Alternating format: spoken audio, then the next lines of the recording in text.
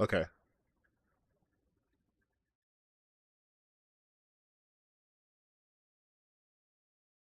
we're good now, right? You can hear me? I'm audible? Okay, now we're talking. Now we're literally talking. Yeah, that was weird. Sometimes it just switches my microphone for some reason. I was saying, I made a joke about dark skinned Timothy Chalamet in this game, but whatever. Yes, this is the first and only time I've ever had technical difficulties live streaming or anything like that. I am a perfect streamer. But no, I didn't get to see a lot of the games announced because I was at work. So only one I saw announced was like the Saros game. Everything else, I'm like, I don't know. People are like, oh, this is mid. But people are like, oh, this is mid. I'm like, I don't know, I didn't see it. Oh, it's my Super Bowl weekend. It was good. The Chiefs lost, so I was happy. I was in the great mood. I felt amazing. I love watching the Chiefs lose.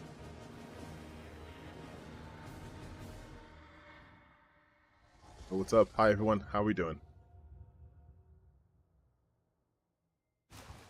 You know what? I see Monster Hunter and I get excited, but I wish I actually like was a big fan of the series, so I could be like, oh man, I can't believe they have so and so in this, but I'm not.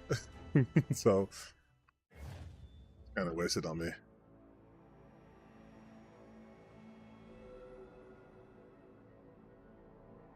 I watched the Kendrick Lamar. Yeah. No, I mean I watched the Super Bowl because I wanted to see the Chiefs lose. I had confidence in the Eagles. 皆さんこんにちは。モンスターハンターワイルズプロデューサーの辻本です。無料タイトルアップデート第1弾の追加モンスターとして At least you're honest, not like these characters. Yeah, I'm always honest.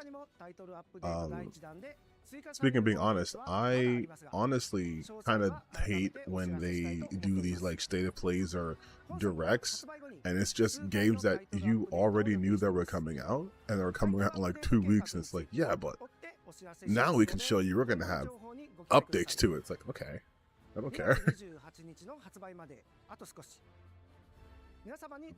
Some things looks forward to. Yeah, I want to see if there's any like surprise announcements, because I was good when I called the Xbox Direct, because I was like, oh, they have to do a shadow drop, and they shadow drop fucking Ninja Gaiden. Okay, what does Sega have?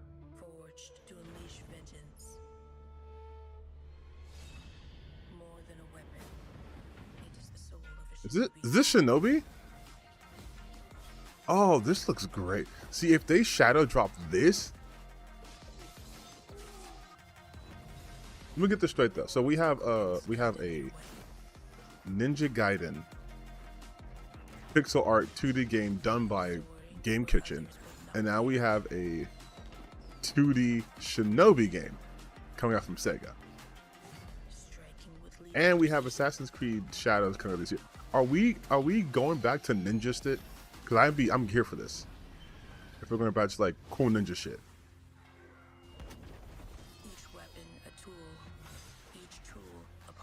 This could have stopped. Honestly, man, like I'm one of the weird gamers, I guess, because I'm like, yo, drop your shits. Don't worry about Rockstar. Like, the people who are gonna play GTA aren't necessarily gonna play your game because GTA hasn't come out yet. They're gonna play it. They're gonna play it. Like, it's not Rockstar just has this nuke they can just hold forever, and you're not gonna release a game until you find when they're gonna drop it. Like, that's weird. Is this Sonic Racing? Yes. Okay.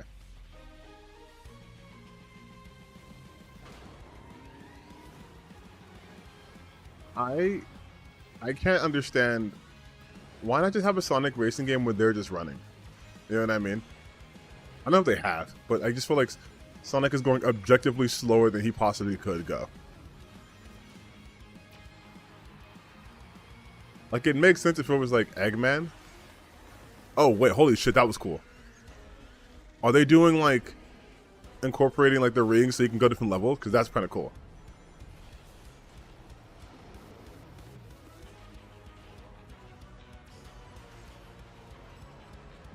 Did it have one where they were running back in the 90s? It was jank. Yeah, but like, we left a little jank. We like a little janky stuff.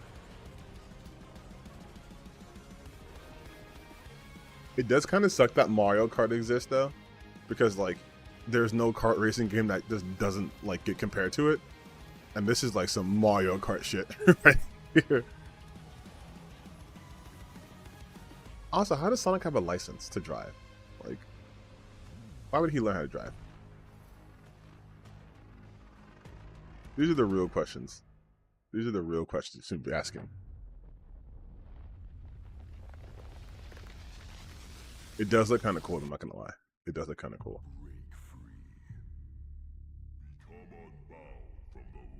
What is this?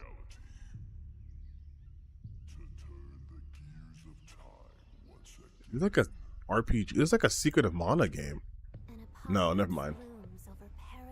This is like a Shin Megami Tensei?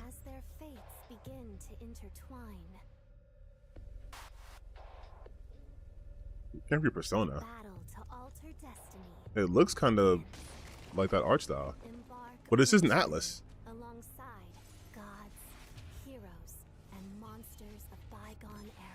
What the fuck is this? What? I'm sorry. I'm sorry, what?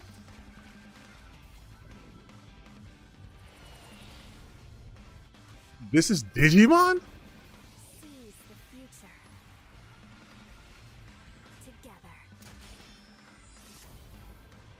Oh, hey, wait, what? Wait a minute. This is Digimon, Digital Monsters, Digimons are the champions. Like that. This is full disclosure. I didn't watch like Digimon like religiously, but like this is not what I remember. This is not what I remember at all.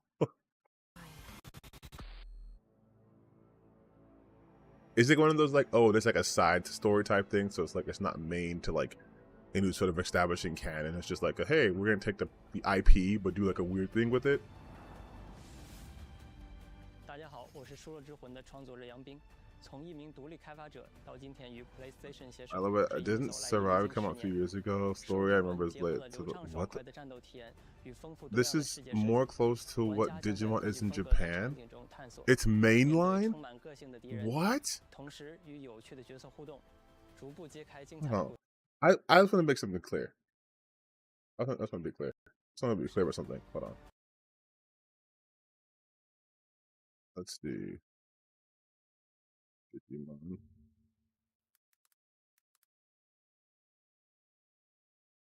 This is so this shit. You're telling me this. You're telling me this. This right here you're seeing on screen was what we just saw. That's the same. That is the same.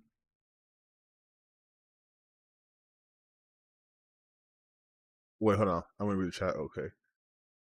The sequel Digimon Survive. Interesting. This is the part of the new Digimon game. Okay, so is this like when we started getting newer Jack and Daxter's game, and then the first game's like, haha, fun kitty stuff, and then Jack 2 and Jack 3 were like intense, like that kind of tonal shift?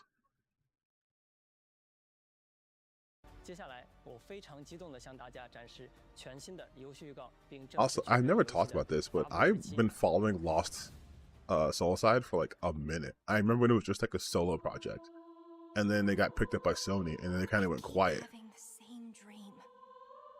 A horrible dream. Oh, I was not expecting invade our world. English for some reason. A powerful being falls from the sky. And when it seems they might vanquish the invaders, Digimon got dark as fuck. I do love it when the perennial child shell becomes like, what if we introduce war? Hope lies with you.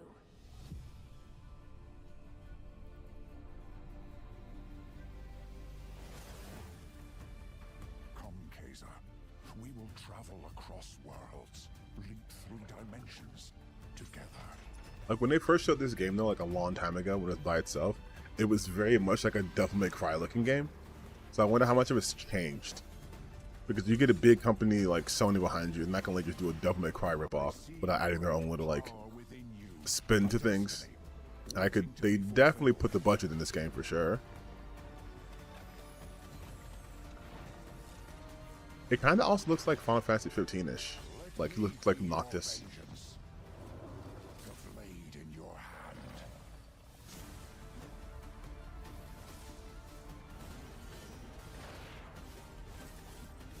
Okay. We can dodge. Okay, yeah, this does look like more of a character action RPG. Which we don't have many of those, to be honest. We don't have many character action RPGs. For humanity's sake. I don't remember much of this game 10 years ago.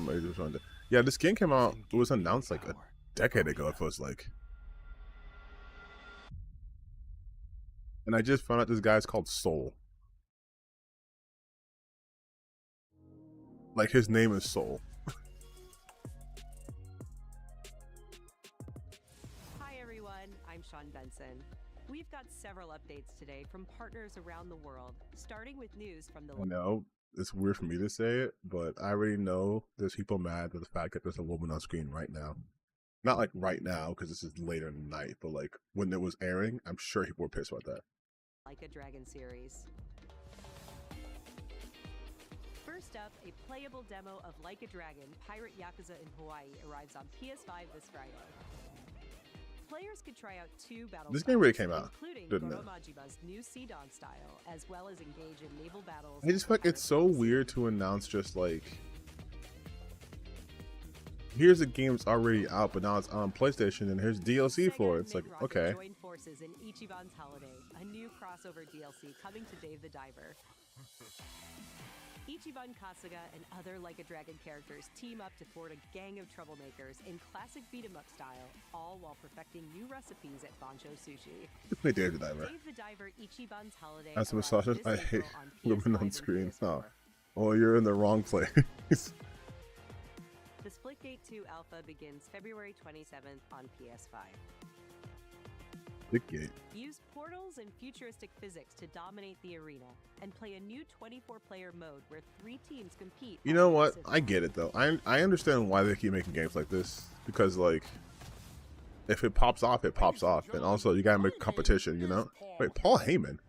I'm here to give you an exclusive first look in the future of the WWE 2K franchise. Introducing the Island. Name of what? Misery? With the Island, players enter an online environment filled with WWE-themed landmarks, quests. This is just the neighborhood from NBA 2K. This is literally just the neighborhood, or the playground, or whatever it's called now. Also offers deep customization, giving players the chance to personalize their What did I say? Superstars. Some content may require unlocking via gameplay or via purchase with in-game virtual currency. Virtual currency can be earned or purchased. So yeah, it's literally NBA 2K. They're gonna have you pay VC to get all this shit. Giving players the chance to personalize their My Superstars like never before. Wait, I know there's a Splitgate 1, but when did that come out? Because I remember hearing about it. That I heard I thought it went under. Island is not just an addition, it's a bold step toward the future. Welcome, ladies and gentlemen, to the island. 2K was like, hey, people are mad at us for doing this in NBA 2K, so we'll stop it so we can do it in WWE 2K.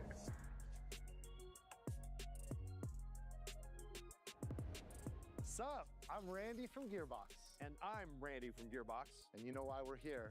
We're here for you. Are you ready? It's 2025, and every day we are getting closer to the launch of Borderlands 4. Okay, so was like new footage or?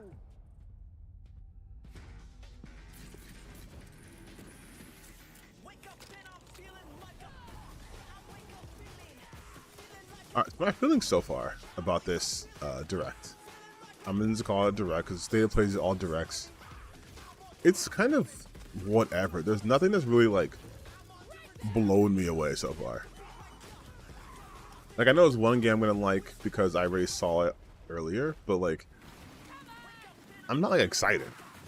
You know what I mean? It's not because I don't play these games, but like I already know Borderlands 4 is coming out. I already know like Lost Society is coming out. I already knew that the Digimon game was different. Okay, I'm not gonna lie about that. But there's nothing here that I'm just like, oh shit. Like I guess the Shinobi game looks cool.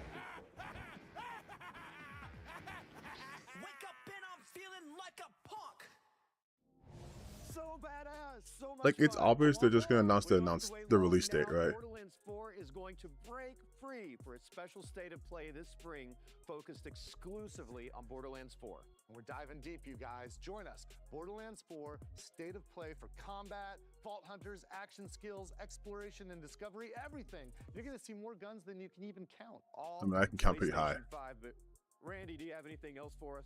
I think I do, Randy. Well, what is it? Don't hold out on me, Randy. I'll feed you, baby bird. What the Who fuck? wants a launch date for Borderlands 4? This Randy. I'll feed your baby bird. Please stop that. Launches worldwide for Please everyone never ever say that ever again in your life. September 23rd, Actually. 2025. We got work to do. See you in spring. Everyone is terrified of GTA 6 dropping their hiding nonsense. See, but here's hold on. I'm gonna talk to chat and talk to you guys for a second.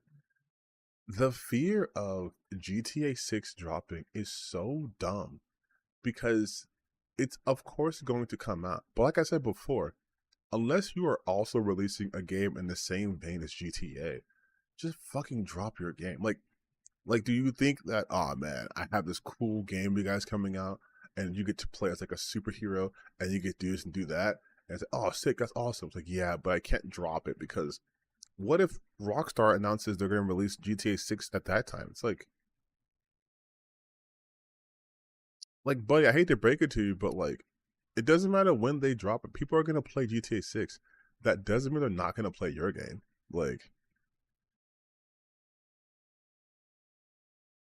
the idea that people think that once this game is announced, then I'll be safe to drop my game. What, you're all going to drop your games in like what?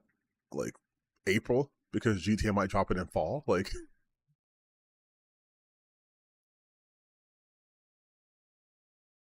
you know how crazy it is to be so terrified. Like this is why I have respect for the Horizon franchise because they're like, fuck it, yeah, I'm dropping next to Zelda, and I'm dropping next to Elden Ring, and I'm dropping next to Zelda again, and what? I'm still here. Like that's respect.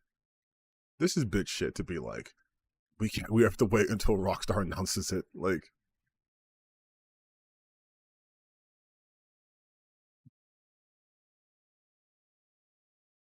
I'm sorry. That's so fucking weird to me.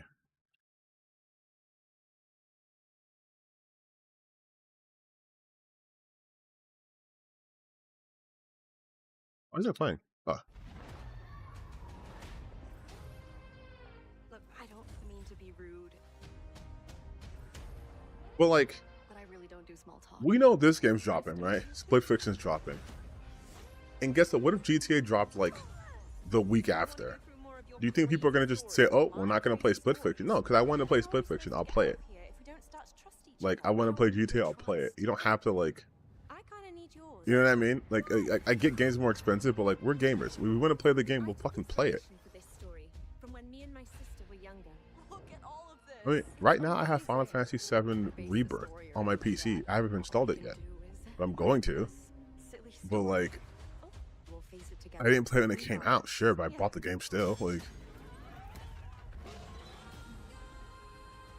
Follow my lead. Are you for real, Zoe? I wrote it when I was a kid. What sort of devil child were you? see, but the whole thing with GTA 2 is, and I've said this before, the Grand Theft Auto games don't really offer much of variety from game to game, right? Like, it's the core concepts. You're playing as a criminal. It's a satire. It's a lens to our American society, right? It's all the same shit. So there's things to look forward to, but it's not like they're doing stuff that's groundbreaking in terms of like narrative and gameplay. It's usually just from a technical point, they're making these crazy achievements, like having a living, breathing city that with so much level of fidelity and depth to it. It's like, wow, I can't believe they're pushing the power of the console like this hard. But like, as far as like story wise and gameplay, they're not these amazingly like crafted, like, oh my god, like these are the best rank ever. It's not, you know.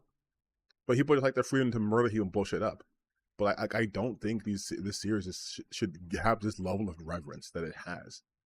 It's just a sandbox. Like, this is literally someone's like, oh man, I can't release this game because fucking Roblox is going to update. It's like, dude, or Fortnite's dropping a new chapter. It's like, bro, like, I don't know, maybe I'm weird like that. But like, I don't see GTA as a series that just does things so like, oh my god, you guys, you can't release a game within 3 months of it. Because the game's going to have to release. Someone's going to be caught in there. But like, letting your enemies know that you're sweating, that gives them way too much power.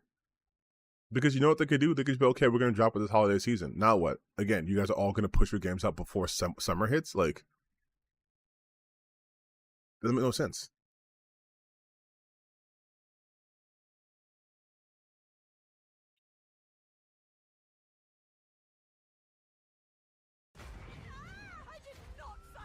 You're ignoring the online potential and time sink it takes away from other games. No. I'm not ignoring that. What I'm saying is that's already going to happen, right? So it's like, you're not releasing a game because you're waiting for them to announce they're dropping it. But the longer they wait to announce it, the less time you have to release your game. Because if they do release it in, like, let's say December or like October, and you could have dropped your game in like May, but you were afraid they're going to drop it in the summer, and then you wait, and now you're fucked either way. Like, you're going to be fucked either way, so just put the game out. Like, and again, yeah, people are still playing Grand Theft Auto 5 online. They've been playing it for like a decade. But that doesn't mean that other games haven't come out and done well too. Like I said before, unless you're trying to specifically hit that same exact market, which you shouldn't be, because only really Rockstar can do that, you should be fine. Like, GTA isn't the kind of game where you can even really spoil it for people, because no one cares about the storyline. They just want to go online and blow people up or rob people. That's it. I don't think I've ever heard anyone talk about GTA and like, oh man, the story's so great. Please don't spoil what happens to them at the end. Because if I, the bad guy, don't go against the bad guy at the end who has a connection to my past, I don't know what I'm going to do. Like, they're not these like masterfully crafted stories where it's like, I must experience it when it comes out immediately. People just go to hop onto the fucking online. It's like Call of Duty, right? It's like Call of Duty. No one talks about the Call of Duty games in terms of like a story or the character history or anything like that. It's just like, oh shit, dude, the missions are sick and the online's fun. Call of Duty is online. Call of Duty dominates still online, but people still release first-person shooters. Like, people still release games. Call of Duty games make $1 billion every weekend they come out, but like, people still release other games. It's just weird that Rockstar's game has such a hold on the gaming industry that people are afraid. That's my thing.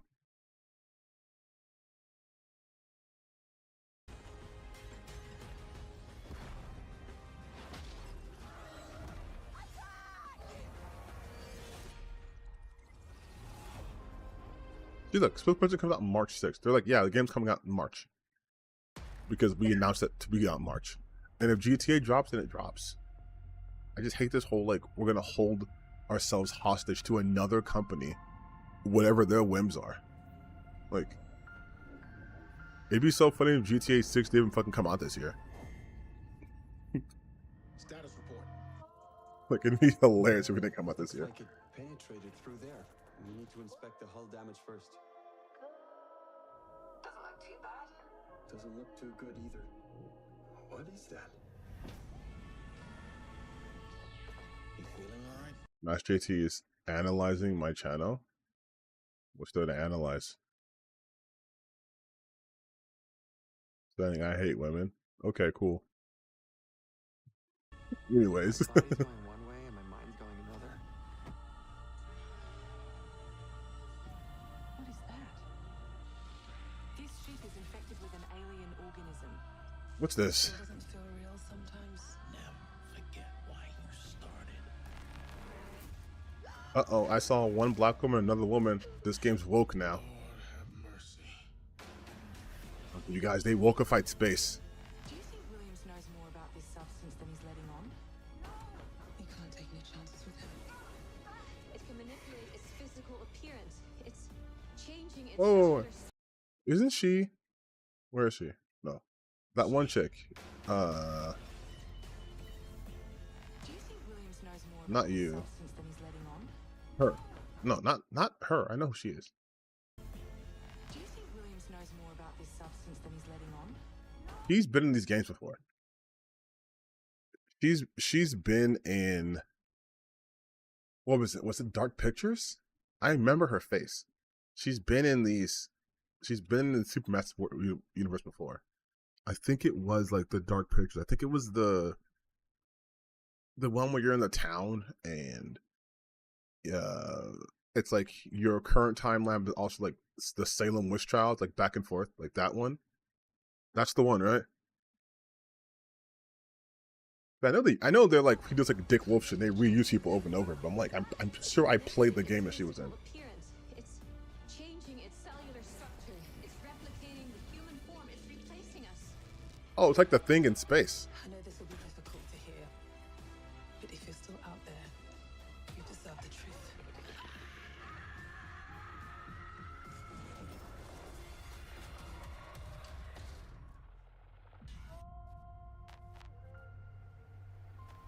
This could be a fun game. This could be fun, like play your friends and shit.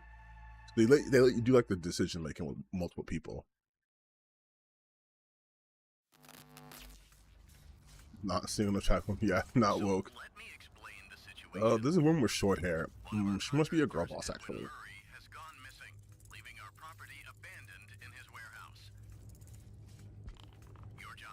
No fucking way. We're doing that at Five Nights at Freddy's?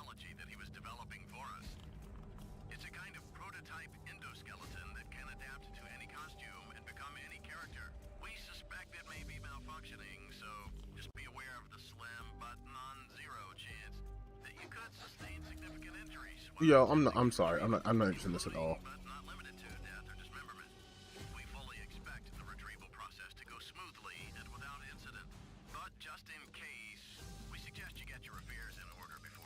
Also, another mascot horror Five Nights at Freddy's game. This also is like Poppy's Playhouse. Like it's like, look like they're just combining mascot horror games now. Like, right?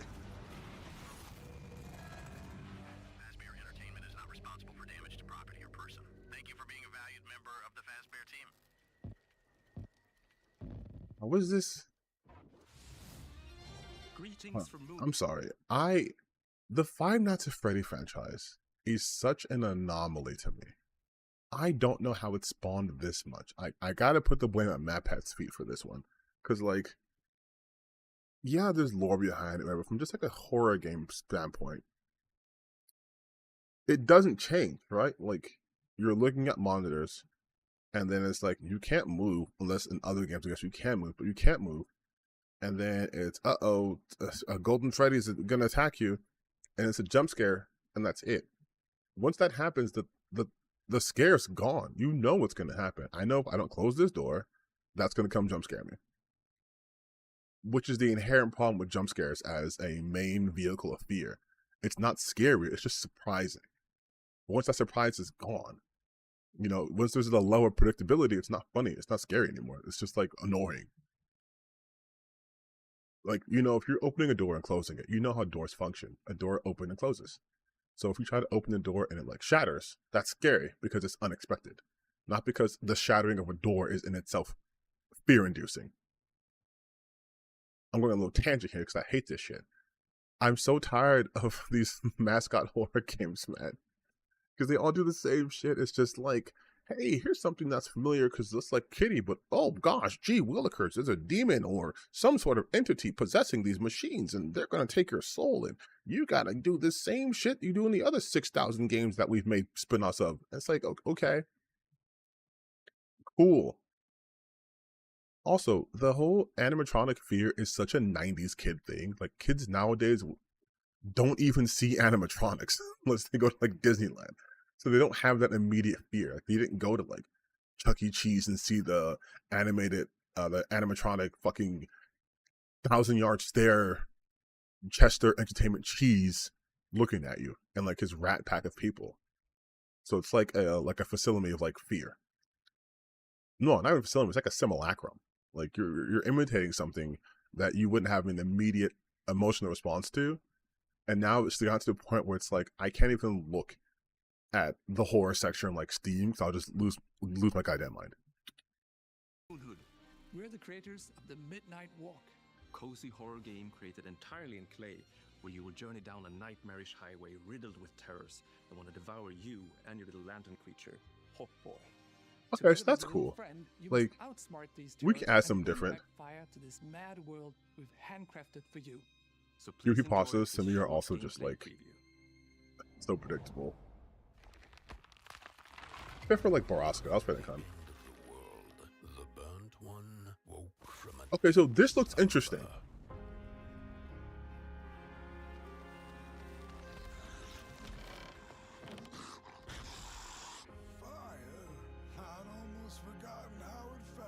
Like this looks interesting. It looks very like that's cool.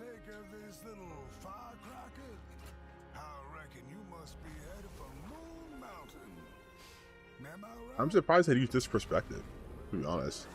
But it probably works better this way as a horror game. But like this is something that I can see myself playing. Just because of the art direction alone.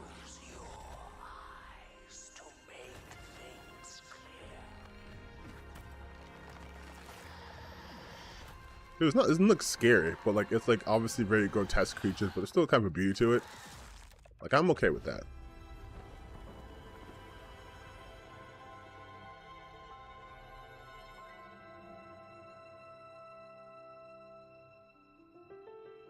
But someone's trying to have fun in here. Alyssa's not gonna notice you, bro. Is Smash JT noticing you right now? I love how you guys bring her up when I don't want to talk about her. It's hilarious to me, honestly. Is that like the only woman in your life? So you mention her a lot? You have to mention her because that's the only girl you know?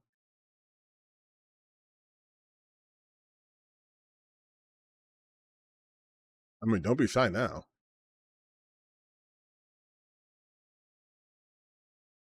You wanted my attention. Don't be shy.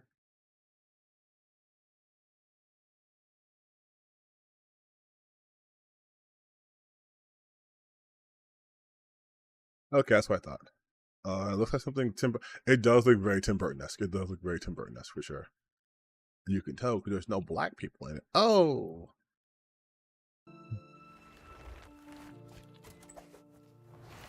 Moon. That is a cool logo.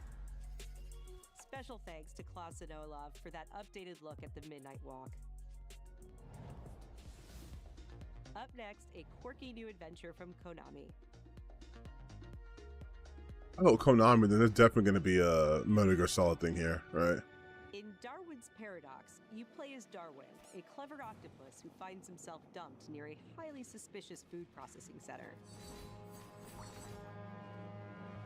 For some reason, I was like, he finds himself in the middle of World War II.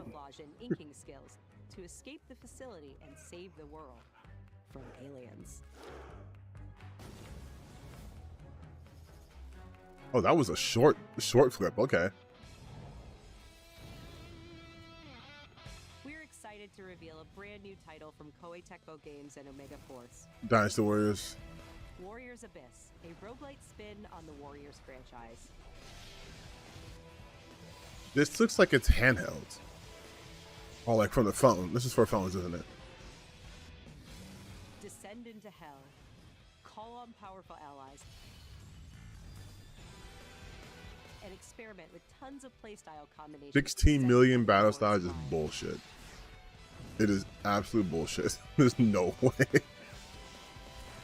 No, it's a brand new video game from no decades. Yeah, literally. Warriors Abyss launches on PS5 and PS4. PS4. That's how it's like that way. For whom are you working? I won't forgive you. Prepare yourself. A PS2 era Wait. returns with Onimusha 2: Samurai's Destiny.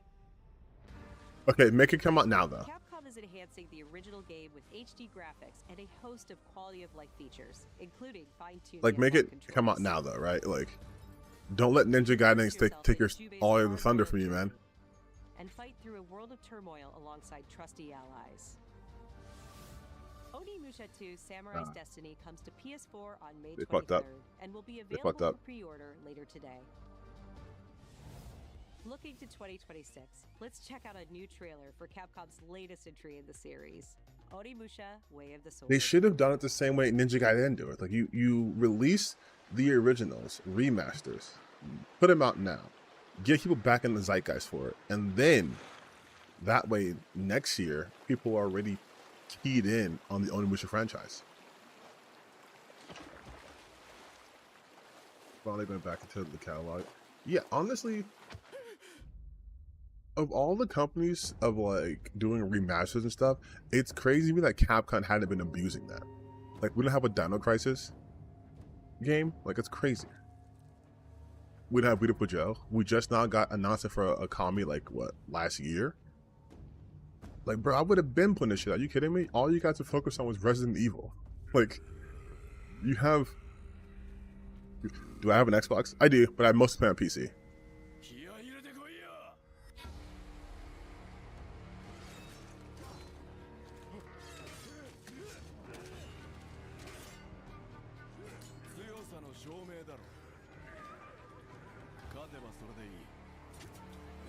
Oh, you're using it to tone, man. Okay.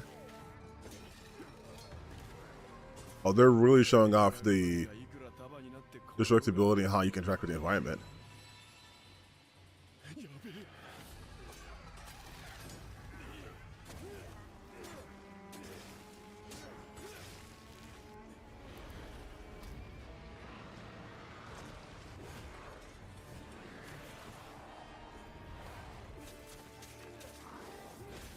You know what though? Like, obviously I know Onimusha is its own franchise, but the combat looks a bit more inspired by the more recent type of games, like the more like a Soulsy, if I could say that. Not in terms of like, you know, stamina management, whatever, but like if you look like here, for example, right? Let's go back.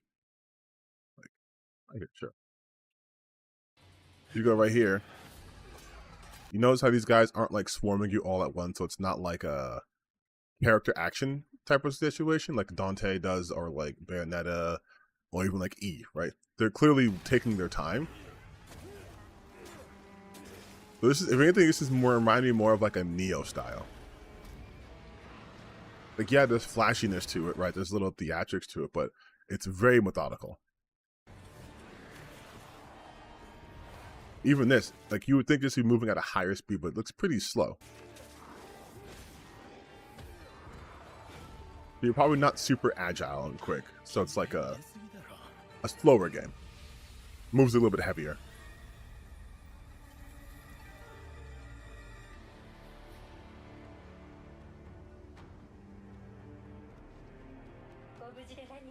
I drew an unarmed. As slow as me. Listen, I'm gonna tell you guys right now. Obviously, you guys are coming from like Smash JT stream or whatever. There's nothing you can say to me that I give a shit about because you guys are fans of Smash JT. Like, I'm gonna just tell you right now. And if anything, it looks more pathetic that you're in my chat room right now at 10:48 p.m. because you were in another man's room and he got in his feelings. And now you guys want to come here and do what? Defend his honor? I'm just saying, if you're going to write it, make sure you lube up, you know? The Neo, if we're talking, that's what I'm saying. It feels more like Neo. It's more like a Neo type game. Oh, here we go, Menegar. This is definitely Metal Gear. Yeah. He's coming here, I'm sure of it. America is out to destroy the Shagohod and get its hands on your inheritance. The philosopher's legacy. Then they're out to kill me as well. What's the story between you and the I bet they're gonna release this game as like a testing ground. Like, hey, we can't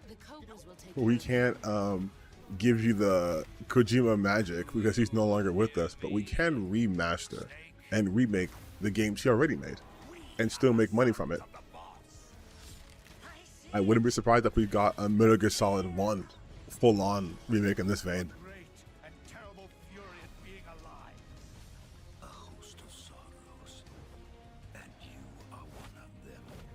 Why'd you come back? There's nothing for you here. Go home. Go back to your boss. The fan made Sega vs. Capcom get my fulfillment, but it is nice if we can actually get one.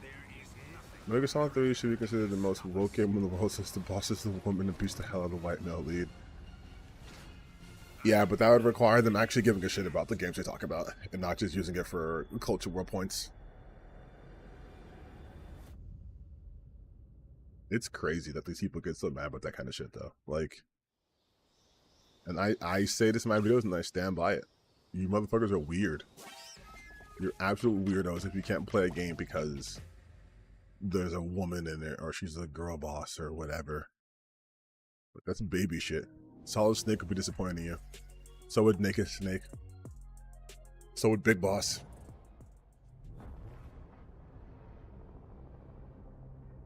What is this? Is it like a war game? When the fury of emotions sparks the wildfire of violence, it dissolves our illusions and exposes the fragile structure of reality. Why does the voice sound so familiar? 1,000 questions. Why did you come back? I stood in the home I was born in. In that moment, I felt a connection. What's more pathetic is you making cringe videos trying to grift off Smash JT. It's obvious you don't know what the word grift means. So you might want to get a dictionary for that, but also it's hilarious that you think I'm a grifter. What makes me a grifter? Please answer that. We're all waiting for you. Why's that guy's voice sound so familiar?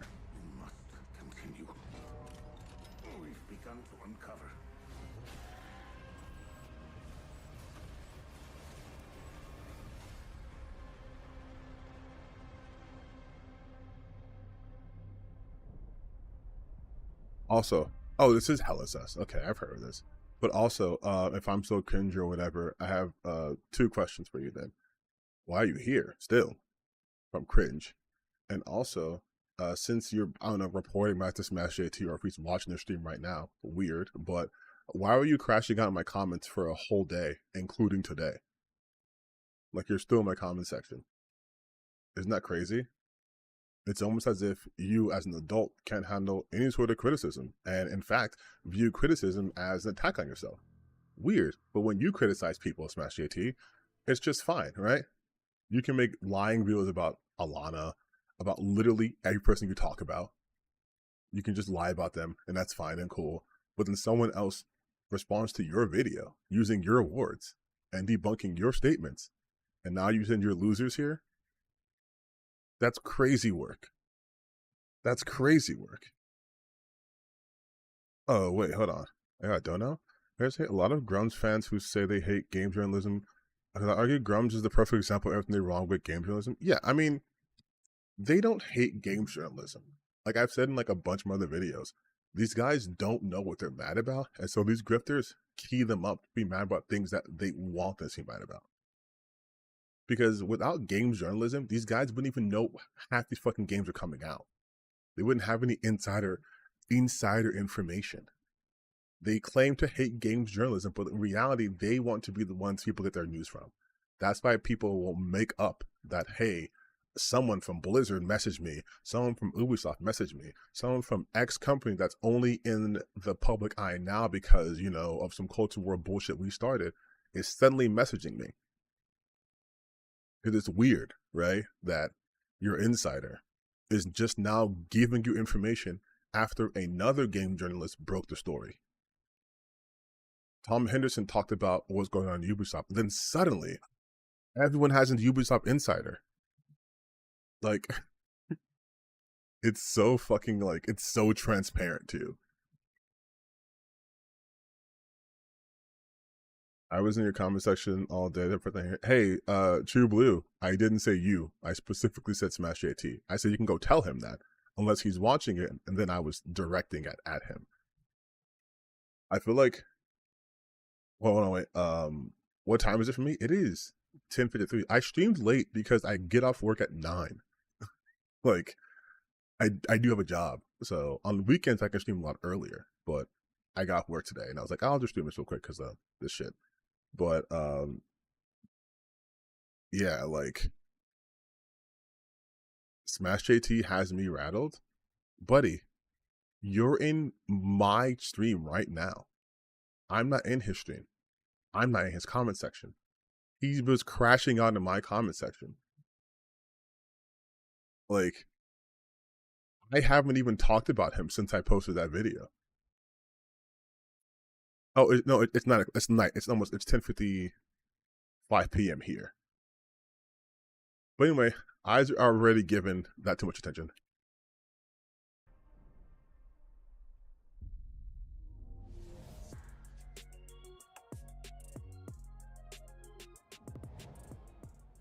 Hey, you know what? True Blue, you got it. You got it, dude. You got it. You got it. But by thy logic, then, Alyssa has Smash JT rattled. Sweet Baby Inc. has Smash JT rattled, right? Daniel Valver has Smash JT rattled. And when he's ever done a video and has them rattled, right? Boy gets shook pretty easily. Like, I honestly don't know why you're here. He's done like 50,000 videos on Alyssa. So she's got him shaking like he was, you know, no clothes on in the Antarctic. Like, I don't know what you want from this, dude. Like, I keep trying to tell you, you guys aren't good at this. You think you're owning people because you have the logic of a 12-year-old. And I'm trying to articulate that you guys are very, very much out of your depth anytime you speak. Look at the people you defend. Look at what you're doing as of right now at 10:56 p.m. on a Wednesday. 10:56 Pacific time. You're in here. I'm talking to my audience who want to stop by for a little short stream about video game trailers. And you want to come in here and start talking about another man. Because he got you so mad. You had to go defend his honor. Like, you guys always prove how big of a loser you are. You guys want to call me simps. I have never gone to someone's stream to go defend someone else's honor.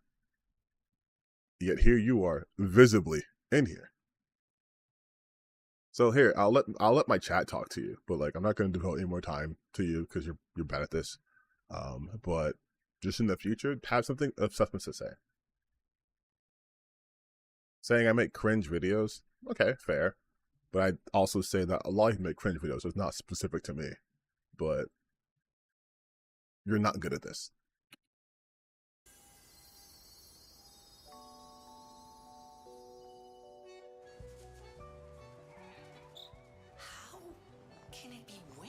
This game fucks so hard. I love Liza P. I'm not gonna front. I thought I wouldn't like that shit. I beat that game, man. I was like, okay. It's been far too long. Oh, my forever friend. Help me to hold your hand and dance. See, but now I want to know if this is one of those DLCs that take place like in between the beginning and the end, because without getting into spoilers, some things don't look how they should look. Legendary. She stepped up only because no one else could. Too many stalkers were lost to that. Oh, you can summon people? Oh, you got new weapons.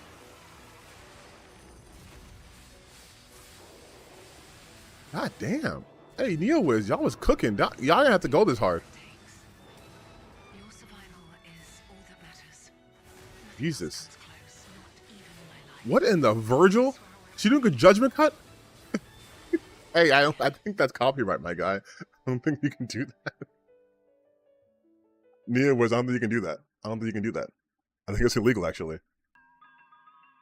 That is some dead-ass Judgment Cut shit. They said, you know what, fuck it. We won't call it Judgment Cut, we'll call it Determining Blow.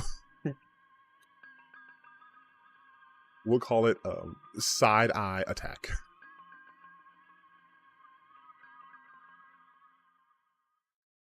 Or the Side-Eye Slash.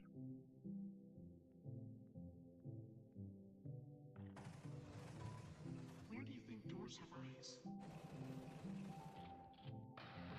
Is it doors have eyes? We don't know where our children will put down.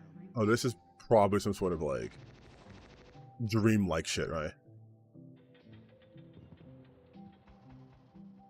This is like LiDAR. Oh shit, I gotta...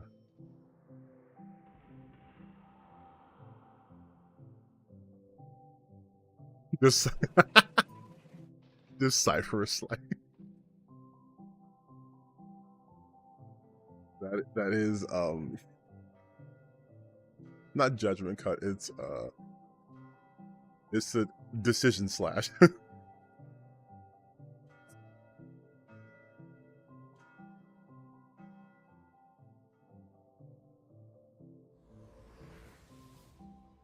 皆さんこんにちは。Qゲームスのクリエイティブディレクターのバイオンです。私の最新作ドリームオブサナザーはいかがだったでしょうか。破壊なくして想像はないというテーマのもと、ドリームオブサナザーではシューティングゲームの常識を覆す体験ができます。武器で傷つけたりするのではなく、 I think it's fucking hilarious that this guy's wearing like striped pajamas and just has a gun strapped to his back. Like, I might be asleep, but I'm never slacking. Like, you might catch me sleeping, you won't catch me lacking though. 今年 PS5 登場予定で、本日からウィッシュリストへの追加ができます。ありがとうございました。 Hey everyone, I'm Kristen Zatani, and I'm excited to share even more PlayStation news in today's Okay, show. Kristen. Days Gone Remastered, the definitive Oh. version of Ben Studios' post-apocalyptic open-world epic, comes to PS5 with VRR support and PS5 Pro support. Okay, wait a minute. I don't know if you guys are familiar with what happened with Ben Studio, but I believe it was the like president or like main lead on the game was crashing out because the game didn't, I guess, sell enough to warrant a sequel. But then like after a while when they patched everything, because when I heard the performance of this game was atrocious when it first came out, but after they patched things out and they released like a more definitive version, a lot of people were playing the game, especially on PC. When they got to PC, a lot of people were playing the game. And then fast forward a little bit to when Astrobot came out, and then you had Dean in the game, and the producer was mad about that. And now I'm thinking, like, is this a remaster, like a sort of like olive branch? Like, hey, if the remaster does well, then maybe we'll think and give you a sequel? Or is this more like salt on the wound? Because it's like, you guys will remaster my game, but won't give me a sequel. You'll put my characters in Astrobot, but won't give me a sequel. Like, I wonder if it's more column A or column B. It also includes added content like permadeath and speedrun modes, an enhanced photo mode, new accessibility. Yeah, no, this isn't the sequel. This is a survival arcade mode, the definitive version. Sizes that will provide a fresh way to experience Days Gone. And if you purchase Days Gone on PlayStation 4, you can upgrade to a digital version of Days Gone Remastered and get all the content and features for $10. Honestly, I think if Days Gone came out now, it would be way better because we don't have a lot of like horde zombie games. New DLC is coming to Stellar Blade this June. The sci-fi action game is partnering with Goddess of Victory Nike on a new boss battle, collectible dolls and stickers, plus a new outfit.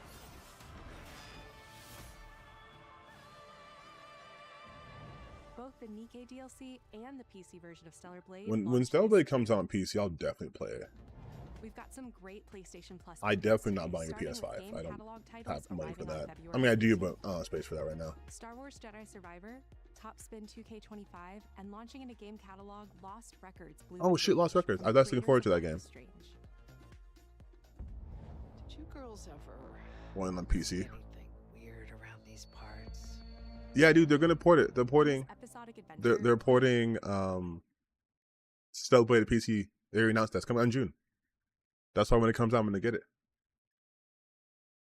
Will join 4 high school girls living through the defining summer of their lives. We can't call it cloud. We own IP. Yeah, it's called a crossover. You can do that. Friendship will eventually blend reality, dreams, and the unknown into a dual. I don't know if I told you guys, but like, I low-key, high-key love these kinds of games. Like the episodic, like Life is Strange-esque type shit. I love it so much. Arriving in April. Speaking of which, I have to buy Life is Strange double exposure. Even though I haven't heard great things about it, I'm not like super into it to the point where I'm gonna be upset that like she's not with Chloe or whatever. But I like these kinds of games. I've also heard good things about Blueprints. There was a demo for it. I didn't chance to download it before it was taken out. With 45 shifting rooms, adding layers of strategy, puzzles, and exploration. Blueprints launches day 1 into Game Catalog this spring.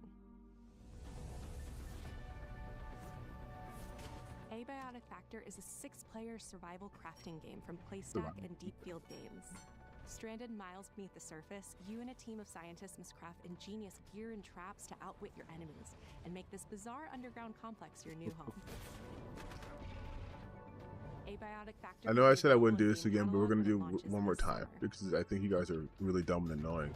You're saying I'm not gonna play Stellar Blade because people like me. So you obviously don't know who I am. Like, you just admitted it, right? You don't know who I am. Nah, you won't play it. You'll probably make some lame video about a lack of diversity. That's how that's how people like you work, right?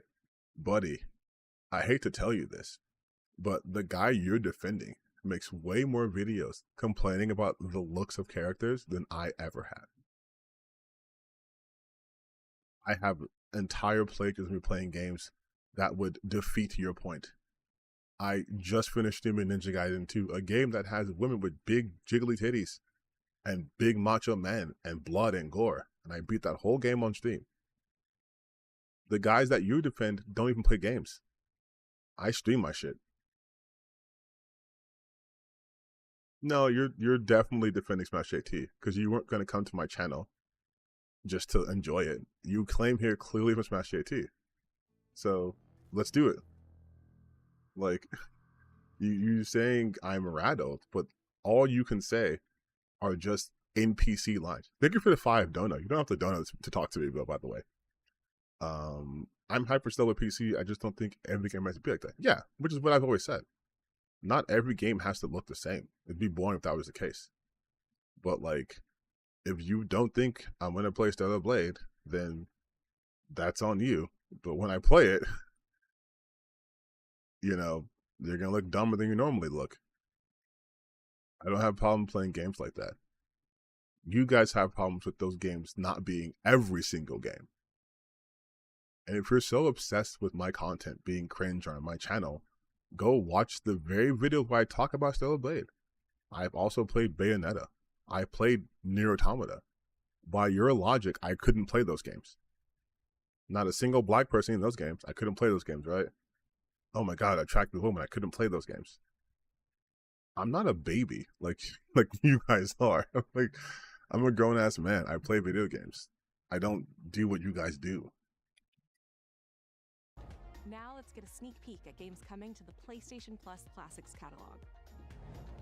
Coming soon are the first 3 Armored Hey man, Core just titles because you from keep original saying someone's PlayStation, rattled Armored doesn't Core, make them rattled, Armored Core man. Project Phantasma, and But Armored it's Core obvious you Master just want Chief. attention, dude. Meanwhile, Patapon You should go Beast make finds its friends way into or the Classics catalog fill out a next job week. application. No one knows. Is that bear big as shit, or It devoured everything from the is past. that Shadowheart? Only I was. That's Shadowheart's voice actor.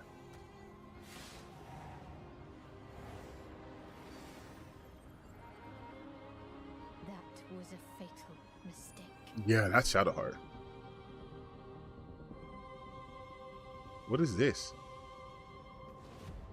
It's the aura of the Grail pieces. I can sense it. As long as it is reforged. Yo, that shit looks sick. My wish can be fulfilled.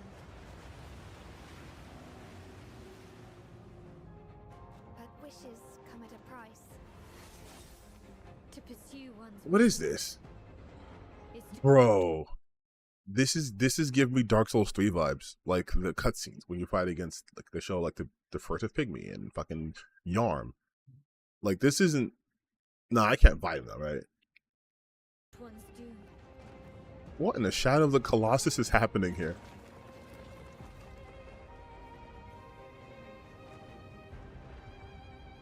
You fight that shit?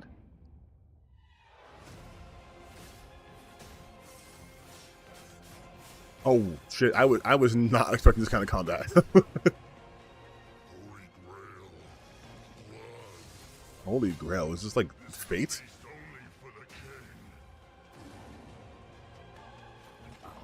Wait, if they really have English dialogue, and this is clearly from like a, I'm gonna say, probably coming from China. Just, they're a lot closer to being done than.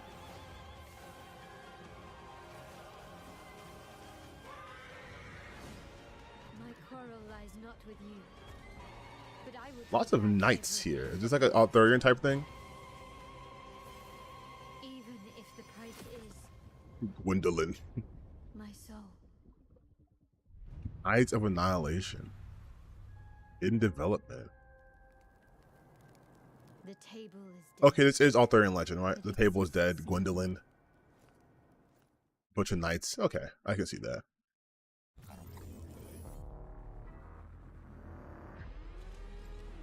Is this Marathon?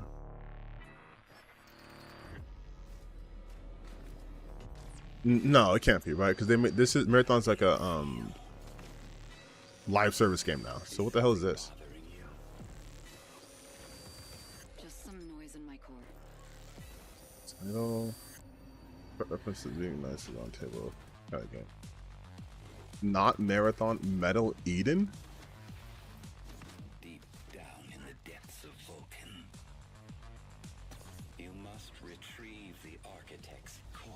Are you sure? You sure this is Marathon? Sci-fi style Doom kind of fucking slaps. That sounds like a good idea automatically. Oh, I'm seeing the Doom impact now. I'm seeing Doom right now. Okay, I get it. I get it. I remember you. Run away.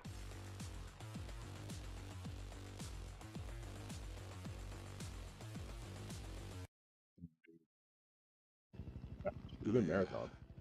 My memory's still a bit blurry. The Rocket Boy.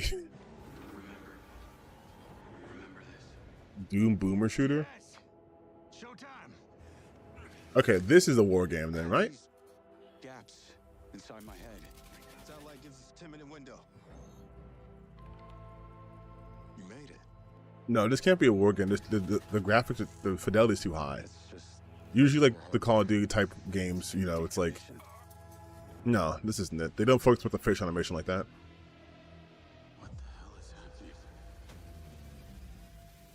All I know is that Silvercorp is a piece of my story. No. This is. Oh, it's a third-person action game. Oh, okay. I see. Are you kidding me? This thing has ruined my life. You have no idea who you're dealing with. Yeah, honestly, I think Metal Eden is going to take the place of what people want from Marathon. This is not the first time we've had a fatal error with your tech. Yes, make it stop! Make it stop!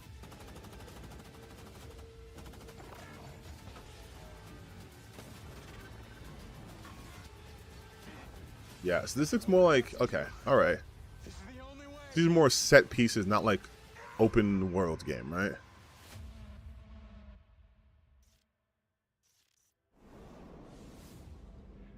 Hello, I'm Leslie Benzies, director of Mind's Eye, Builder Rocket Boy's new action-adventure set in the fictional city of Red Rock, where AI and human greed collide to bring Earth to the precipice of collapse. Can't play it, you guys. It's too political. It's too political. They're talking about AI and human greed and how that impacts the environment and therefore it brings it to its collapse. What happened when games were just games? They didn't shove their progressive politics into everything. All captured on PlayStation 5 Pro. We're now proud to share some gameplay footage with the explosive combat and high-octane driving that you can expect on PlayStation 5 later this year.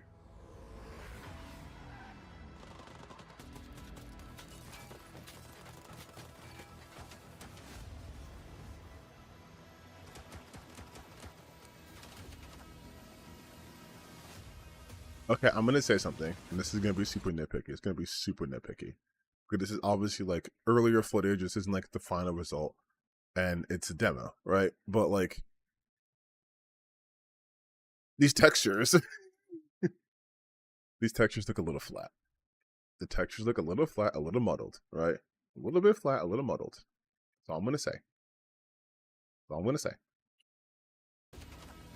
Like, it looks very, this looks very sterile. And I know like futuristic cyberpunk that happens, but like this looks like not polished, not done. That's all I'm gonna say.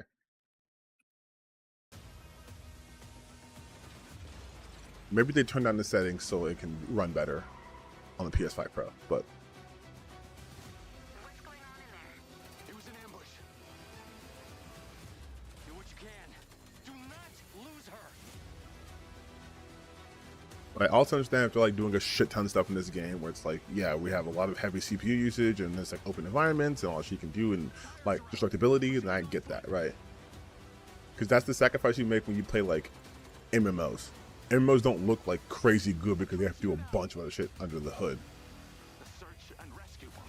And I'm not a graphics whore. Like, I was just noticing the textures are kind of flat.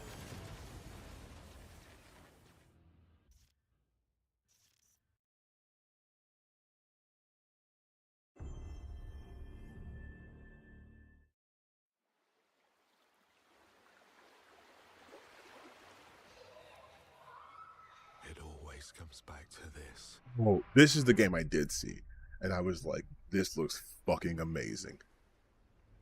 This shit looks amazing.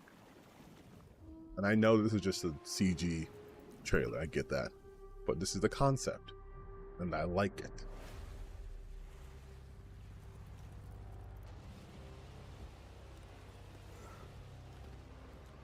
This world. This moment. Like, at first, I'm not gonna lie, I thought there was like a Helldivers thing happening, because the suit kind of like Helldiverish. But obviously this is not Helldivers.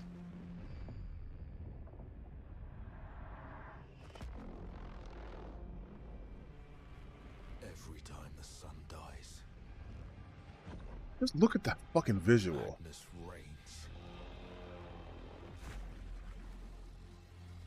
Then everything begins again. Like, come on. But after every death, I always come back stronger. Like, look at that shit. Like, bro, he has miniature suns in each hand. Oh, that's a shot. That's a money shot. That's a money shot, man.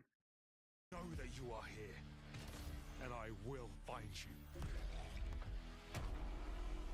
It's a bullet hell. So this is definitely a continuation of like Returnal in terms of like, not direct continuation maybe, but like in terms of just like gameplay, obviously, right? This looks very much like Returnal. It's kind of like their bread and butter. Housemark, yep.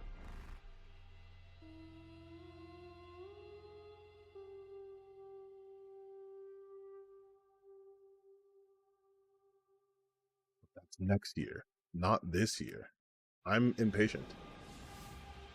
Hey everyone, I'm Gregory Loudon, creative director. Yeah, spiritual successor. I don't know why the word escaped me. It's the spiritual successor. Saros is launching next year on PS5 and enhanced for PS5 Pro. Saros is the ultimate evolution of the Housemark gameplay first. Yeah, that makes sense. It's a new single-player IP that builds on Returnal's award-winning third-person action. You play Arjun Devraj, performed by the brilliant Rahul Kohli. Arjun is a That was my tweet. I was like, is that fucking Rahul Kohli in this game? Planet, haunted by Like, main character? Good job, All of us at dude. Housemark can't wait to share more about Saros, with our first look at gameplay coming later this year. Thanks for watching.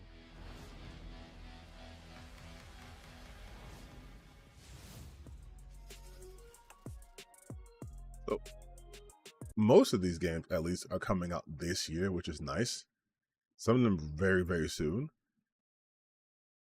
But I only really watch this because I'm 99% confident these games also come out on PC.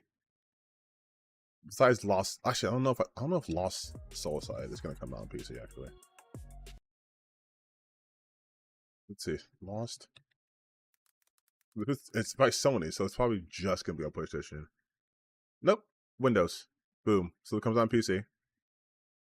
So we got that in there. That's a lock. What about Shinobi? Shinobi 2?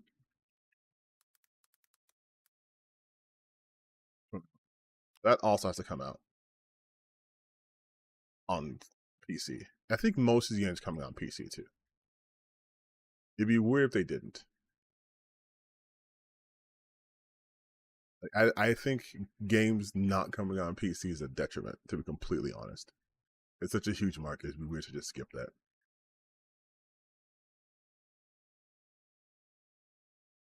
So I guess for me, the games I'm looking forward to from just this announcement alone, and I'm not going to mention games that have already been announced, right? So I'm not going to talk about Borderlands 4 or, I guess, or Metal Gear Solid 4. That's already announced. I was really looking forward to Metal Gear Solid. It's not 4, sorry, Solid Snake Eater. But honestly, Shinobi, I love beautifully animated 2D games. I do. Metal Eden definitely caught my eye.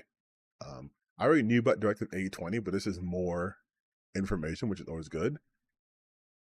I'm not too sure about Mind's Eye. I'm not really sold on it yet. Lost Souls I've been following for years, so I'm really hooked on that. But yeah, I would say they're not showing Onimusha here for some reason, but here we go. Hell is Us has quickly climbed up my interest rate. Each time I see the game, it looks completely different, so I forgot that I was looking at it the whole time. But I know this doesn't count because it's DLC, but Liza P. Overture looks fucking amazing. That looks fucking amazing, man. But overall, I would say that I think the Xbox Direct did a little better. Did a little bit better.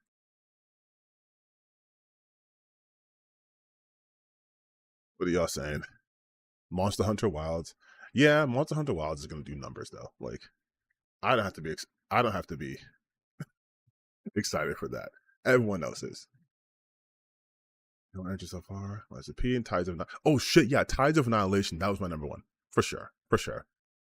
That, you know what? Is that even going to be Tides of Annihilation? I need a PC release date. If it's on Steam, it's coming to PC. Oh, baby. Oh, we're in there. We are in there. Yeah, that looks fucking good. See, and you know what? And then you see shit like this, and then you see people talking about, modern games are just bad and terrible, and everything's just disgusting. And it's like, bro, you are the modern audience. Like, these games are made for you. Not every game's made for you, but the games are made for you. You're complaining about games, and then you're seeing shit like fucking, we're getting a new Onimusha game. We're getting Liza P DLC. You're getting a new Monster Hunter. You're getting Hell is Us. You're getting like all this cool shit. And it's just like, video games are bad. Video games were only good in 2008 and up until 2010. Because that's when I had no responsibilities and I could just play games all day. But now they're all bad and woke and terrible. It's like, bro, like, I don't think y'all like games. I don't think you guys like video games, man.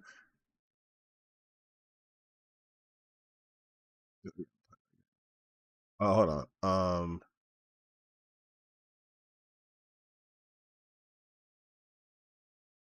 Wait, what? I missed something in chat.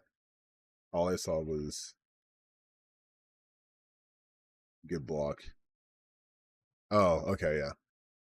He's still going. That's cool.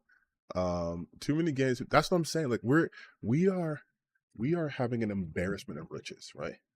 Like Still haven't gotten around to playing Final Fantasy Rebirth. I've been playing too many other fucking games.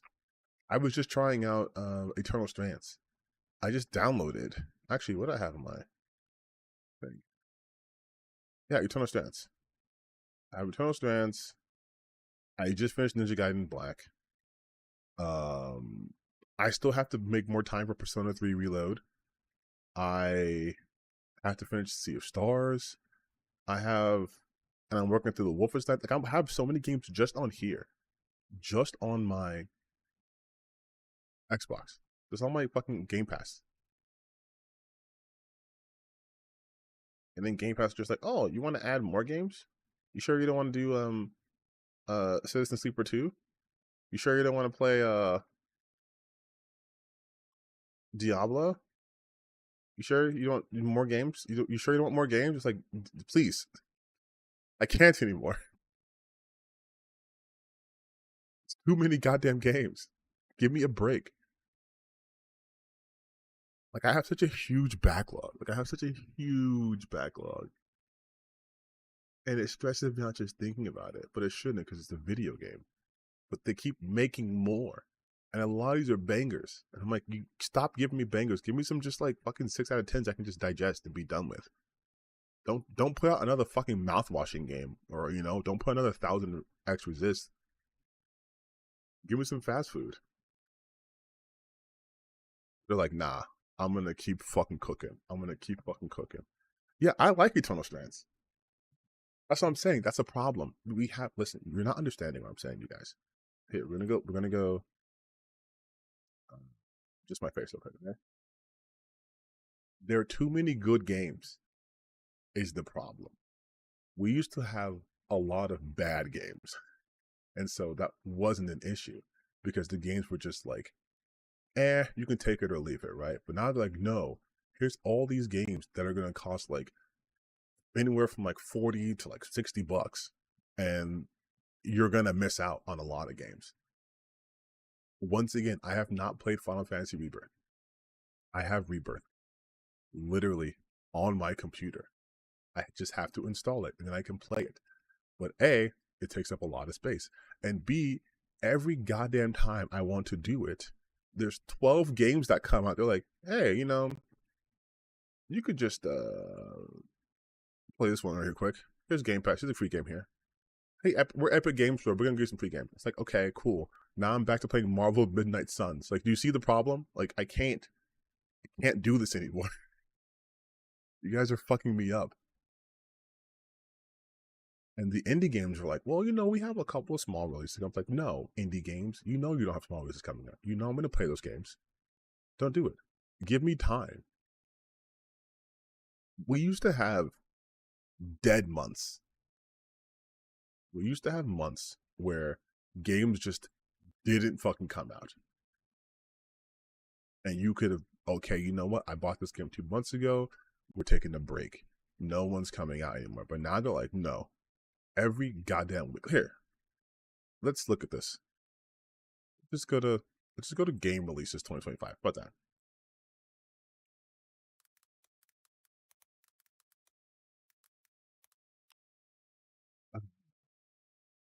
We'll do game release. So January, it's like Light Breaker. You want to play that? You can play Donkey Kong. You can play Tales of Graces F Remastered.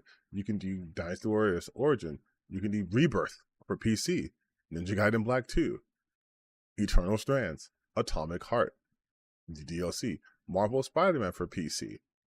And of course, Game of the Year, Hello Kitty Island Adventure. And then it's like February. You want to play Civ 7? We got you. You want to play Kingdom Come Deliverance 2? We also got you. You want to do Legend of the Heroes, Chels? I like the Chels series, by the way. We got you. You want to do fucking Tomb Raider? Guess what? Comes out on Friday. Lost Record, a game we're looking forward to, comes out next week. Avowed, comes out next week. Like a Dragon, Pirate Yakuza, comes out next week. It's like Monster Hunter comes out the end of February. It's like, what are you doing? Like, what are you doing? This has just been 2 months. What the fuck are you doing? Let me breathe. Look, just look at the amount of just big games, like physically large games coming out, right? Or that have already come out. Rebirth, massive game. Tales of Grace is every massive, long hours you can put in this game. Hyperlight Breaker is early access, but it's like you can put hours into that game, right? Marvel Spider-Man. Kingdom Come Deliverance 2. Civ 7. A JRPG, The Legends of Heroes. Avowed, another RPG. Another RPG. Another RPG. It's February fucking 12th. Game industry. Jesus Christ. Can I breathe? Can we breathe in March? Can I breathe in March? Oh, here's Suikoden 1 and 2 remastered. Here's Split Fiction. Here's Rise of Ronin for PC, which I was waiting for to come to PC. Here's Assassin's Creed Shadows. Here's Bleach. Birth of Souls. Here's Adamfall. Another long-looking first-person game. The first fucking Berserker. So no, I can't breathe in goddamn March. Maybe in April. Oh, I can't because Claire Obscure Expedition comes out. South of Midnight fucking comes out. Fuck. I'm not gonna sleep. I'm not gonna have time to sleep. Oh, and then we go to fucking May, and here we have Lost Soulside. We have Elden Ring. Fucking Night Ray. You have Doom the Dark Ages. You have Metal Eden. I just saw it and I look sick and now I wanted to play it. Like, I guess as of now, June is okay for me. So, if you want to know what I'll be doing in June? I'll be playing games that came out in fucking February. Jesus Christ, man. Like, these are obviously not all the games because they're going to announce more games. Like, all these games are still unannounced in terms of time. Look at that. That's... But then again, we're being told over and over and over and over and over by certain groups that have a vested interest in making sure that you're always mad about games, that there's nothing good out, there's nothing to play. Wu Chang Fallen Feathers, right? I had to play that too. Also, fucking whenever Where the Winds Meet comes out, whenever Phantom Blade Zero comes out, like 50 hours Dynasty Warriors Origins and you only did one ending. Like, do you understand? Like, we're not gonna have time. We're not gonna have time, dude. Like, it's too much. All right, man. It's crazy to me that you're still in here, to be completely honest. Like, I forgot about you. You're still in here. You stayed in here the whole time.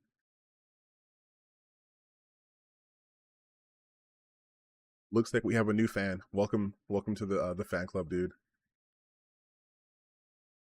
Welcome to the fan club. I know, I love the fact that people like this guy, people like True Blue seem to think that George Floyd is just literally the only black person in existence. And that's the only one they can say. What do you get, the George Floyd of? Like, I wish you guys were creative.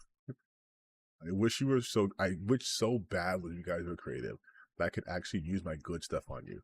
But you guys are so fucking predictable. You're NPCs. You're NPCs in your own life, and that's crazy. That's crazy.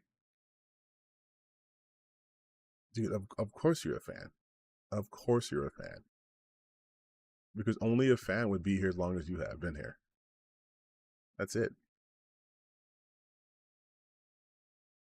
You can let this be a lesson to you guys. There is no one who can rattle me. There is no one, no fucking no face ass chatter who can get me scared or, oh, you guys, I'm gonna be terrified. I won't post any more videos. I'm so scared. Like, no, because I know you guys are losers. I have openly called you guys losers. I know your tactics. I know every move you're going to do. That's why I've already called them out 100 times. So when you do it, you just make me look like Nostradamus. like literally, I've said it in so many videos. There's nothing you can say. I already know what you're going to do. Because all you guys have are NPC comments, and then it's just no you. Oh, is that why you're sim for this person? No, you do. And then my favorite ones, they pretend, man, I got under his skin, you guys. He's so rattled. He's seething. He's maulding. Like, troll shit in 2025? Sad.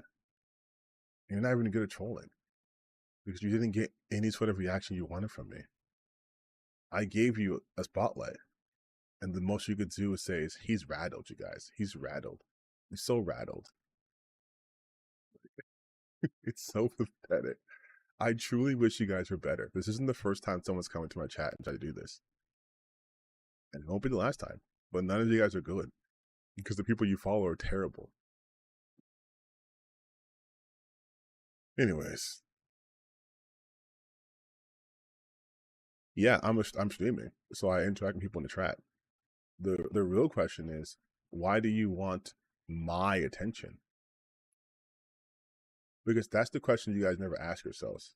If the person you guys are deeming cringy worthy and so lame and pathetic and bad and all these things, why do you seek their attention? No, not just forget about me, dude. No. We're not gonna do that. Because I know this tactic.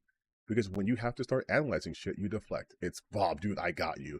Just forget about me. Dude, you're so I'm rent free, right? That's what you're gonna say next? Rent free in my head. But here's the thing. Whose channel are you on? I didn't exist to you prior to today. And the guy you're watching is so rattled by me making a video on him that you came here.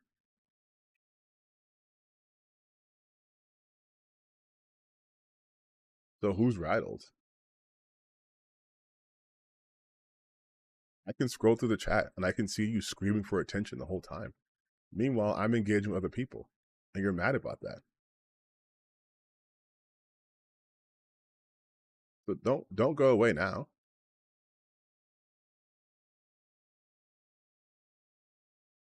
Watching me try to explain myself. It's funny. I'm not explaining myself. I don't have to. Again, you guys always do that. It's so funny. I'm watching you explain stuff. It's hilarious. Oh, you're seething, you're maulding. Do something original. Like, do something better. I've given you so many opportunities to be clever and witty. And you're just like, nah, dude, I'm just here because this is entertainment. This is so much entertainment. This is so funny. It's like, bro,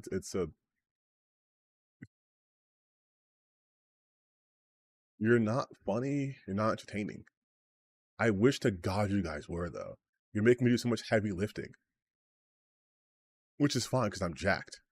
But if next time, I'm giving you some advice. If you're going to come to someone's chat and try to be like a troll or whatever, maybe you guys shouldn't say the same exact things so often that people can immediately identify where you're coming from. Just a fucking hint, just an advice. You want to be a good troll, you have to do the long con.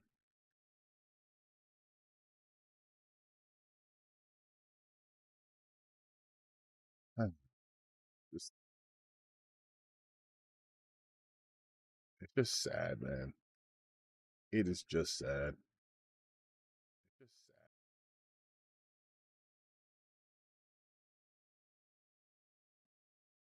No, I'm not dedicating the stream to you. If you notice, the stream's going on for over an hour and the video's done. I'm not dedicating anything to you specifically. But you see how you're doing exactly what I said you do?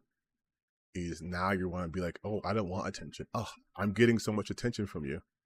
I have so much attention. Why are you giving it to me? Why are you dedicating it to me? This is what you wanted. This is what you wanted, though. Speak to the rest of your chat. Come on. No, dude. This is what you wanted, right? My chat can wait. They know who I am. They see my stuff. This is what you wanted. This is why you guys are such pussies. You want to talk big, and then when someone checks you, it's, dude, you're focusing on me. You're focusing on me. Why are you doing that? Go talk to your chat. No. You're in my chat. So I am talking to chat. Like baby shit, dude. Like, you guys are babies.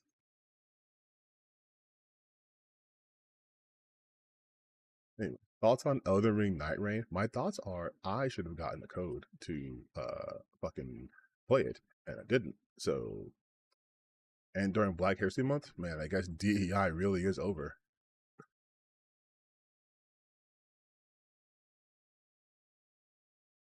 No, but I heard pretty good things. I saw Vadi's video on it because of course Vadi got to do it. I think Vadi has a deal with FromSoft where it's just like, listen, buddy, whenever we put out a game, you get to talk about it. No problems, no questions asked. What's my most anticipated game this year? Fuck, I don't know. I just told you a list of games that are coming out that I was hyped over for the last 2 months. I don't have a game of the year that I'm looking forward to because I don't even know when it's coming out. I'm kidding, you guys. Of course, it's the Bloodborne remake. They're gonna do it. They're gonna make a Bloodborne remaster. Just you watch. It wasn't this time or last time or the time before that or the time before that. But Bloodborne remaster's coming, and it's coming soon. And you guys are gonna look stupid when it finally comes out. You guys are gonna look real dumb when it finally comes out. So that's my prediction for this year. But until it does come out, honestly, I'm really looking forward to. Now I can't stop thinking about Liza P, to be completely honest. And Tides. No, my game right now, real talk, no joke, being serious. Expedition 33. Expedition 33.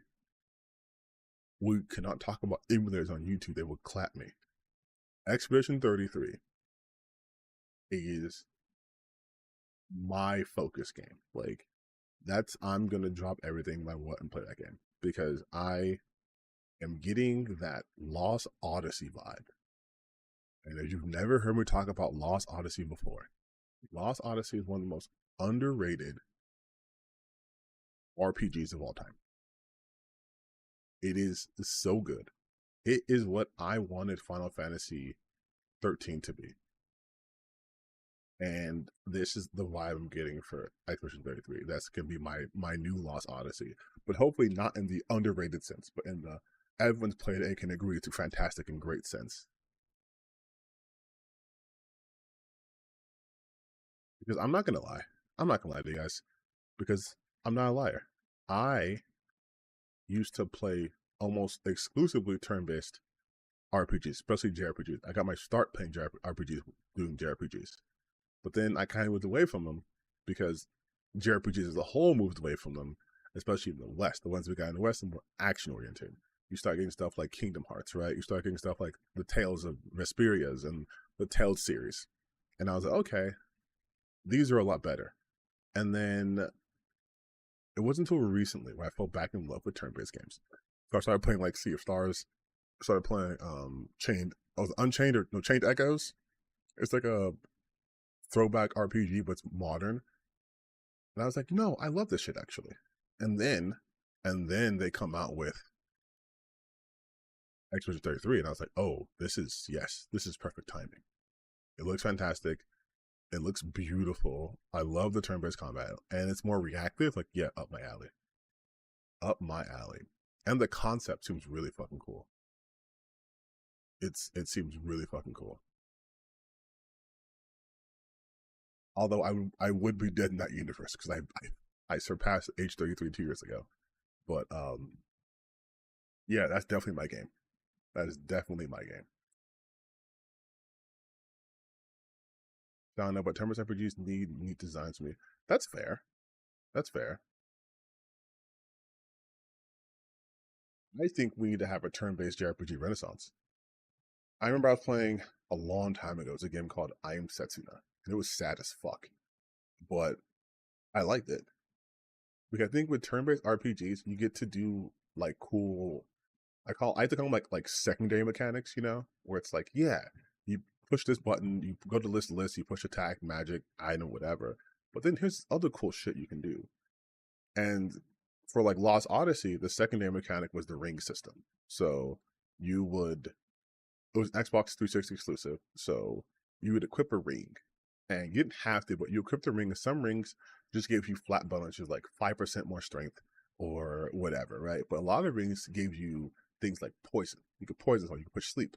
And so instead of just having like a % chance to hit, you would hold the right trigger and an actual ring would appear on the screen.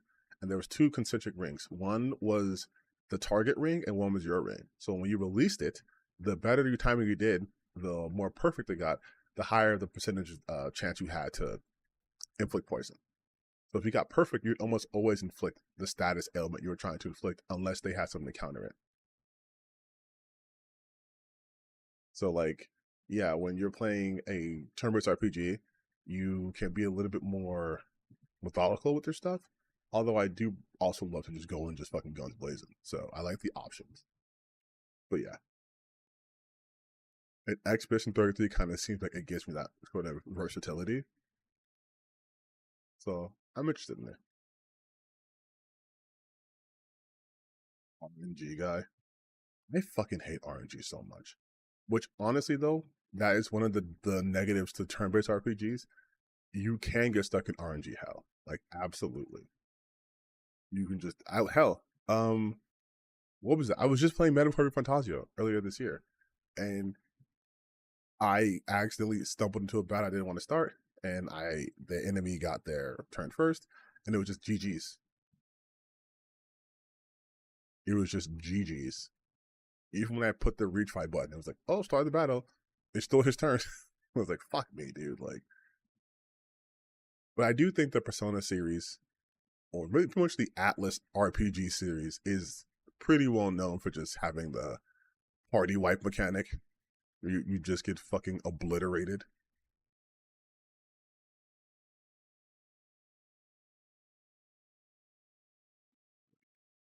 Hold on, what did Neil say? Early 2000s really were the time stopped being popular and lauded by likes of Bill Fish and the white American public because they were jumping over the... Bro, the early 2000s was a weird time. It was oddly like racist towards Japanese games. Like JRPGs specifically. Like, yeah, it was a weird time.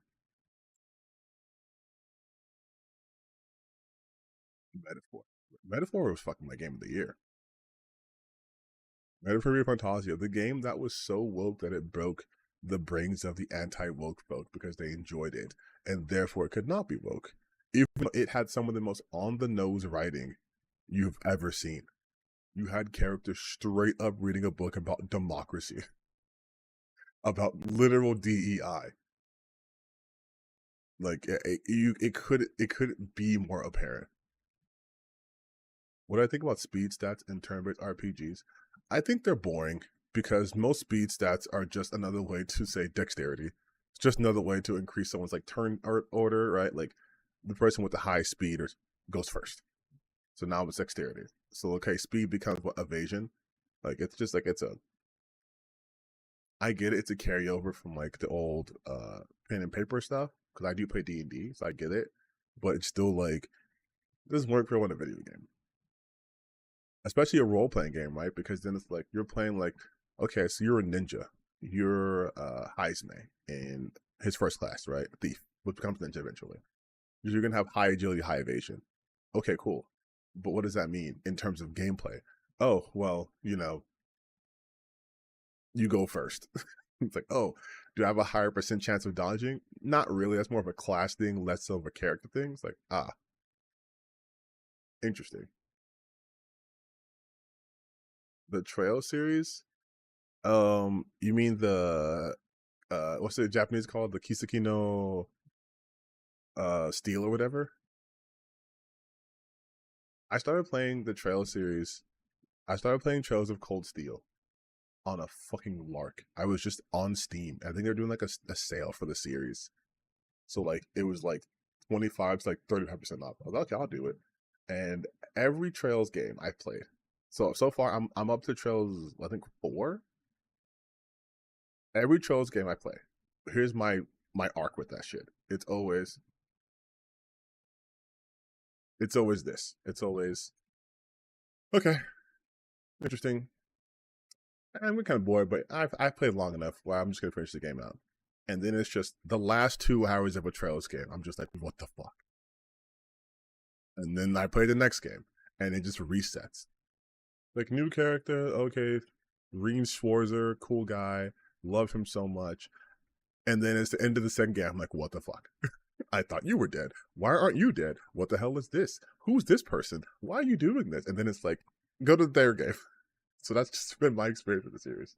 It is, I obviously like it, but it is a series where like I take my time with it because I also know I'm getting half the story because I didn't play the other side to it. Because I know there's the Trails series had like basically like two main sides, and the other side I've been playing is from like Reed Schwarzer and that side, and there's a whole different side. Because like a war, like there's a huge, like epic lore behind everything happening in the game series. But I wouldn't play that one half of it. Do I watch Anthony? I don't watch Anthony Gumugula. I know who he is. And I only reason I don't watch it because of the lot of stuff he's talking about, I have like no interest in it for the most part.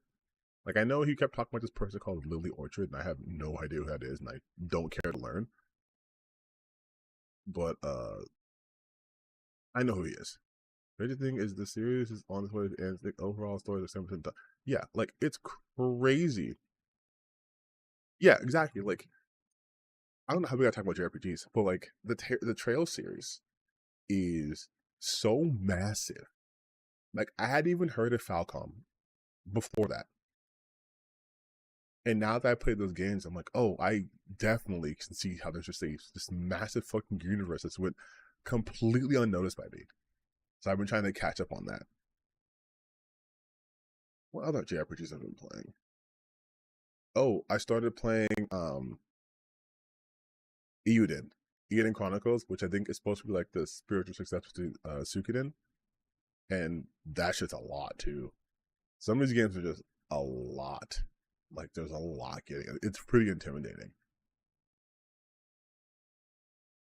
And getting a new entry point. Like, there's also way too many JRPGs, especially like now that they're like reintroducing a lot of them, are like allowing a wider audience. Like I have friends who want me to play the Xenogears things. I'm like, bro, I don't know if I can play Xenogears. Like, yeah, if they're equal to Blaze Blue or Guilty Gear lore, that's so complex, bro. We have gotten to the age of gaming where like even a fighting game can have enough lore to make fucking Brandon Sanderson blush, you know? Like, but the lore is always insane. It's always like this normal human company discovered God buried underneath the sand and decided to cut off one of his fingers, and they used that to create the first progenitor. And this progenitor would go on to spawn multitudes of races. And there was the progenitor human war. And then this happened. And it's like, wait, can we back up to the point where it's just a regular person just straight up like cut apart God? Like capital G God?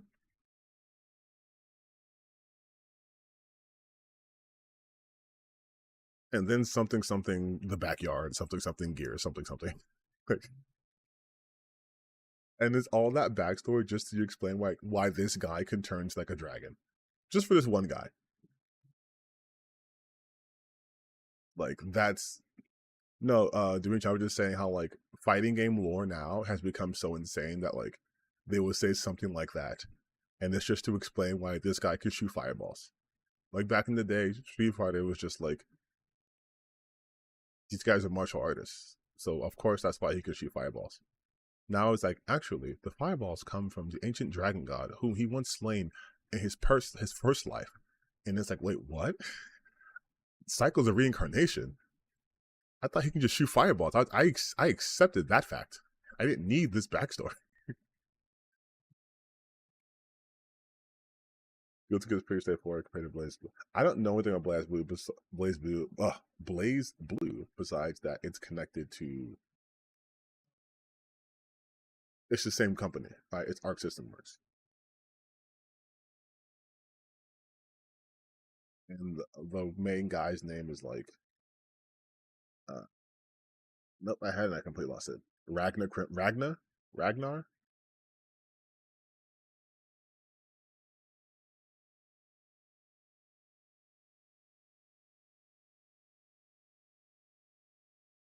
Blaze Blue is the front of also complete fighting game lore. Honestly, yeah, Ragnar the Blood Edge. There we go. Yes.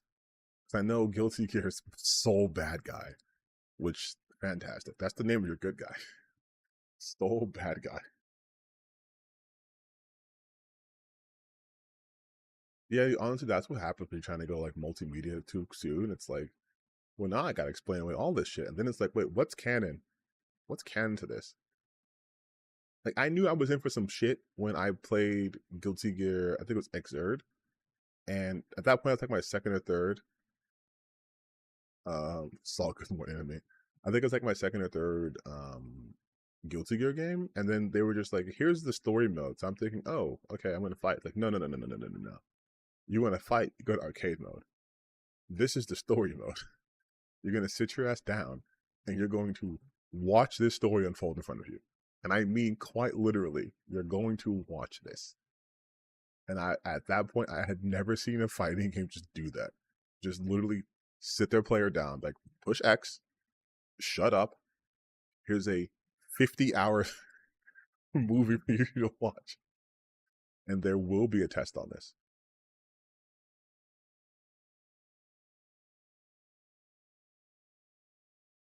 There is a Blaze Blue. I was saying Blaze. There's a Blaze Blue anime. I'm surprised Guilty Gear isn't just like a straight up just anime.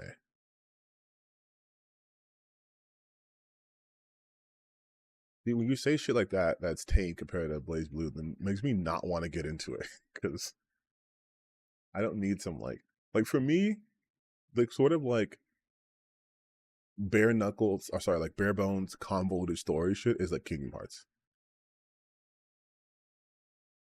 Like that's the one for me. When I'm like, okay, like once we start getting past Kingdom Hearts level of shit, I'm like, all right, buddy, I think we're good. You know what I mean? Like, because Kingdom Hearts does not need to be nearly as complicated as it is.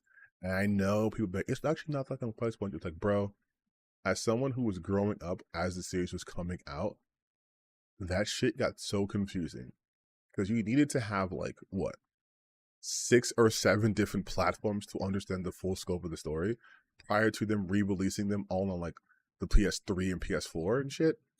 You had to have a PS2, a PSP, a fucking cell phone, a Nintendo 3DS, a Nintendo Game Boy Advance. Like, you had to have... Yeah, exactly. He has to watch lore videos. Like, you had to have, like, 7 different consoles. And even then, like, if you weren't in Japan, you didn't get some games. You straight up just didn't get, like, what was it? Union Cross? You just didn't get it. So when they released the final packs of, like, the 2.8 HD remix shit, it's just a video because you can't play it because the service is down. I'm like, that's insane.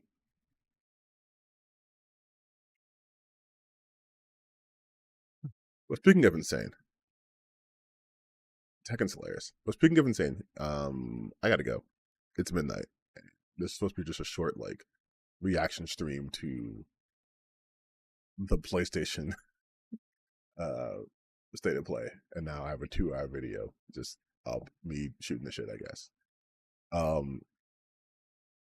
I might try to stream this weekend, but I'm pretty busy this weekend, so we'll see. I'll let you guys know. But yeah, I gotta go. I gotta go to sleep. So thank you for stopping by.